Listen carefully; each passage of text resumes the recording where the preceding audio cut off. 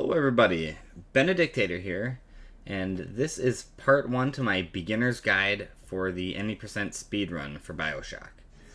In this video, I will be going over basically just the setup stuff, some keybinds, and things like that before we actually get into the actual gameplay here.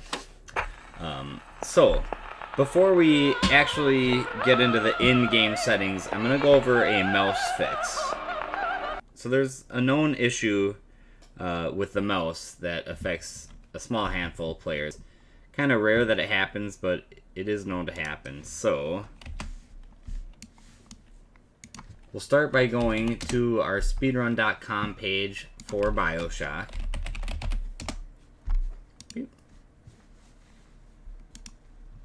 And under the resources tab here, all the way at the bottom of the screen, we will see the mouse fix here. So go ahead and click that. It brings you to this Steam page here where somebody has posted the fix for this.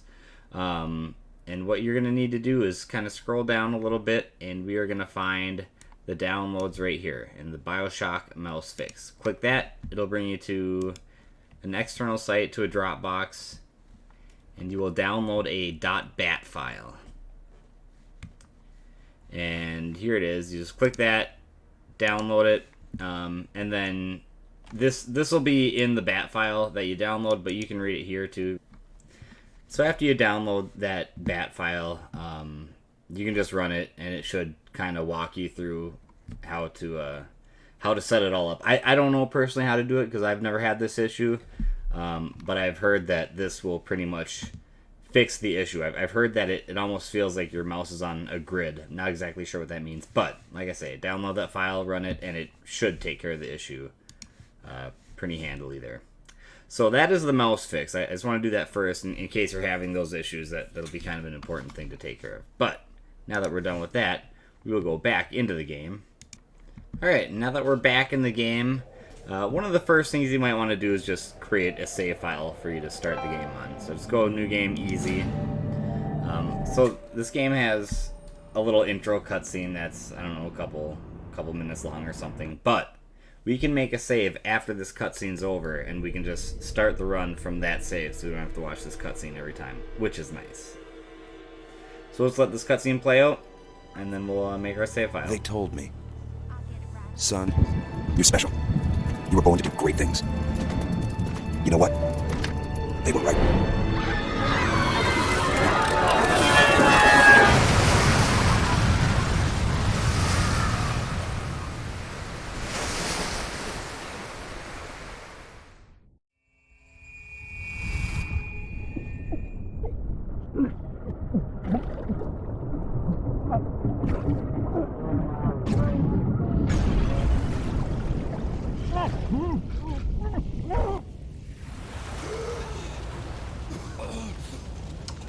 Alright, now that cutscene is over, like I say, we can make our save here.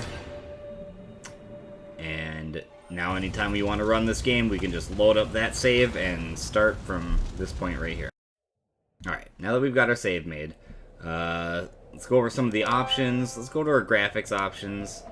One thing we're going to want to do is make sure that all of our graphic settings are set to low. One very important thing you're going to want to do is make sure that the vertical sync is off. That's going to affect some tricks later on in the run. And you might just want to turn a bunch of these other graphic settings off. There's going to be a few tricks that are frame dependent, so having all our graphics on low is going to help with that. And this game is known to crash occasionally, and having everything set on low allegedly helps to prevent the game from crashing. So get all those settings the way you want them. We're going to go to Customize Controls. You can mess around with these settings if you feel like it, not super important, but what we do want to focus on here is Customize Keys. And there's only one is for the Movement tab, which is what we start out on here. The only one we're really concerned about is Jump, and you want to make sure that you have Jump set to one of the mouse wheel scrolls, or either scroll up or scroll down. That's going to be important for a certain part of the run. Nothing too exciting here on the equipment, nothing too exciting on equipment 2, but miscellaneous. There's a handful of key bindings that we're going to want to make sure we have set.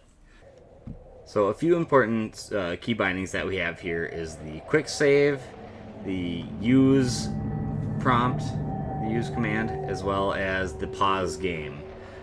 Those three we're going to want to hit one after another for a certain part of the game, so I like to make sure that all three of those keys are set right next to each other, so I have it set as F1, F2, and F3, and when we get to the point of the game where we need to use those, I can just roll my fingers and hit all those real quick.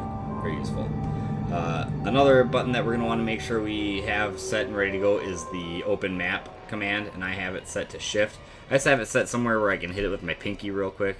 You can set it to whoever you want, but just make sure you have that button ready to go. Another one that we're going to want to make sure we have ready to go is the Rescue Gatherer, and I have that one set to caps lock. So again, just a couple buttons that I can hit real quick and easy with my pinky. And that is basically all that we need to be concerned about as far as key bindings. Audio options, nothing too crazy to get excited about here. You can mess around with them and set them to whatever you want, but it's nothing that's gonna be nothing that's really gonna affect the run. So gameplay options, most of the stuff doesn't really matter, but the one thing that you're going to want to make sure you have on is the dialogue subtitles. It's just nice because there's a few tricks where we're going to mess around with the dialogue and do some dialogue manipulation, some audio diary skips, and having the dialogue subtitles is useful to be able to tell when exactly you need to hit those audio diary skips. So make sure you have that set to on. And that's basically it for all the settings that we want to change around. The last thing that you might want to do, not going to have to really worry about this the first time you run it, but after you've ran this several times, you're going to get a handful of save files, and there is an idea that the more save files you have, it increases the chance of your game crashing.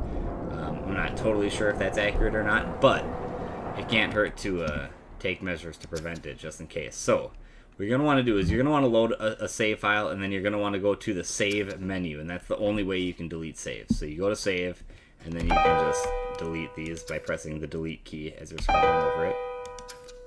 Delete. So just delete all the ones you don't need, and that should allegedly help the game from crashing. And there is basically one last thing that we're going to want to do before we start running the game. Now, as I mentioned, this game does have a tendency to crash occasionally. And when that happens, the game is going to want to change all those settings that you just changed and all those key bindings that you just set. It's going to want to set those all back to default. But there is a way around that, and you can save yourself quite a headache by like not having to go and change all of that stuff again. So we're going to go to our C drive here. We're going to go to Users. Going to go to whatever your computer is. Mine is AA on there. And you're going to want to go to App Data, Roaming, and we're going to go down here to Bioshock. And you're going to want to go to these two files here, the one that says Bioshock and the one that says User. What you're going to want to do is you're going to want to go to Properties, and you're going to want to set them as Read Only.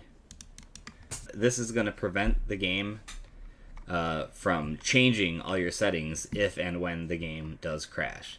Now, the only caveat to that is if you were to go into the game and change things around, it would not save those settings unless you went back to these and turned them off of read-only, made those changes, and then after you were done making changes, you could set it to read-only again. But that might save you a little headache from having to go back and reset all your keybinds and reset all your settings that you just messed around with. I'll do that at the end. The last thing we're going to want to do is have our splits all set up here. The only thing we're going to really want to make sure about this is that we are comparing it against game time, and also that you have your load removal and auto start / splits activated. So just click that to activate it. And I will have a link to the splits beneath the video as well. Alright, and now that we've got all of our setup stuff complete, not too terrible, not too difficult, you can go ahead and whenever you're ready to start running the game, just load up your save file that you made, and your splits should start automatically as soon as this load starts up. Alright, that's it for part 1. I will catch you next time for part 2 of my video, which will be the plane crash and welcome to Rapture level. Thanks for watching, guys. Take it easy. Catch you next time.